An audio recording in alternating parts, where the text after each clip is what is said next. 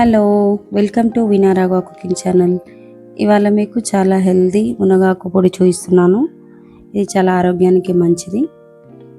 Hair loss లేకుండా sugar పేషెంట్స్కి, ఇంకా కిడ్స్కి, ఐరన్ డెఫిషియన్సీ ఉన్న వాళ్ళకి ఎవరికైనా చాలా బాగుంటుంది. వేడివేడి అన్నంలోకి 1 టీ స్పూన్ నెయ్యి వేసుకొని ఈ రైస్తో కలుపుకొని తింటే చాలా మంచిది. రోజు మన ఫుడ్లో యాడ్ చేసుకోవాలి.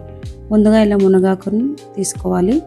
ఒక 4-5 వెల్లుల్లిపాయలు, ఒక బౌల్ కరివేపాకు, ఒక 10 ఎండుమిరపకాయలు, ఒక 4 స్పూన్స్ మినపప్పు, ఒక 4 స్పూన్స్ ధనియాలు, ఇంకా 4 చెంచాల శనగపప్పు, తగినంత సాల్ట్. వీటన్నింటినీ ముందుగా మనం రెడీ చేసి ఉంచుకోవాలి ఒక ప్లేట్లో.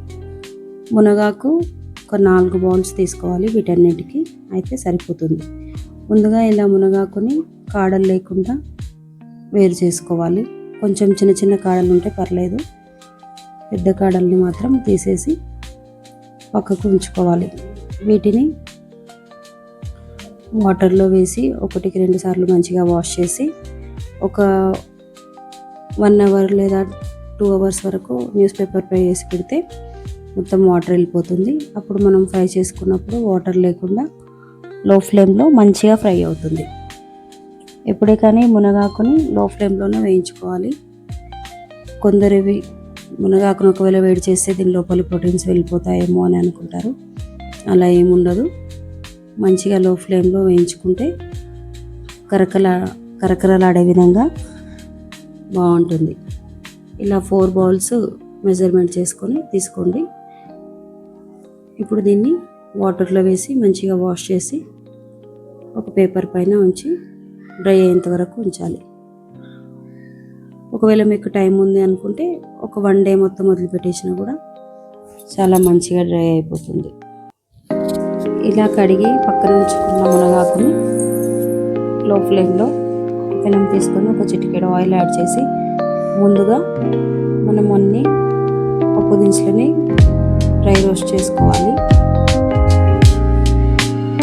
ఒక 4 స్పూన్స్ మినపప్పు, ఒక 4 స్పూన్స్ శనగపప్పు, ఇంకో గుప్పెడు ధనియాలు, ఇవన్నిటిని ఒక డ్రాప్ ఆయిల్ వేసి మనము బాగా వేయించుకోవాలి లో ఫ్లేమ్లో. ఇది గోల్డెన్ బ్రౌన్లోకి టర్న్ అయ్యేంత వరకు మంచిగా లో ఫ్లేమ్లో వేయించుకోవాలి. ఇక్కడే మనం మిరపకాయలు కూడా యాడ్ చేసుకోవాలి. ఒకవేళ మీకు పులుపు ఇష్టం అనుకుంటే లైట్గా చింతపండుని కూడా యాడ్ చేసుకోవచ్చు. నేనైతే ఇప్పుడు యాడ్ చేయట్లేదు. మీకు ఇష్టం అనుకుంటే ఒకవేళ యాడ్ చేసుకోండి. ఇలా ఎర్రగా అయ్యాక వీటిని ఒక బౌల్లోకి పక్కకు తీసేసేయాలి. ఇప్పుడు మళ్ళీ వితౌట్ ఆయిల్ మునగాకుని లో ఫ్లేమ్లో పెట్టి ఇది ఒక 10 మినిట్స్ అన్న టైం పడుతుంది.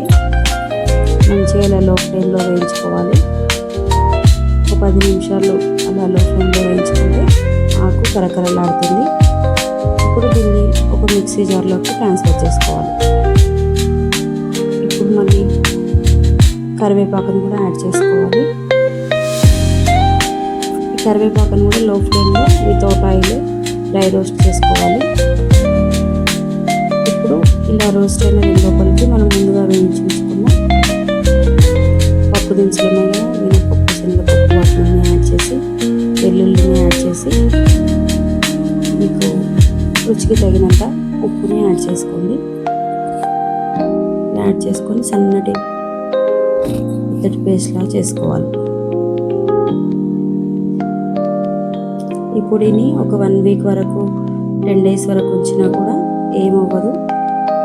ఒక ఎయిర్ టైట్ కంటైనర్ బాక్స్లో స్టోర్ చేసి ఉంచుకుంటే 10 రోజులైనా కూడా చాలా బాగుంటుంది.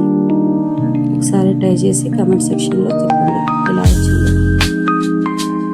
Thank you for watching my channel. Please do subscribe and share with your friends and family. Thank you for your support. ఇలాంటి మంచి రెసిపీస్ కావాలంటే కామెంట్ సెక్షన్లో మీకు నెక్స్ట్ ఏ రెసిపీ కావాలో చెప్పండి. Thank you for your support.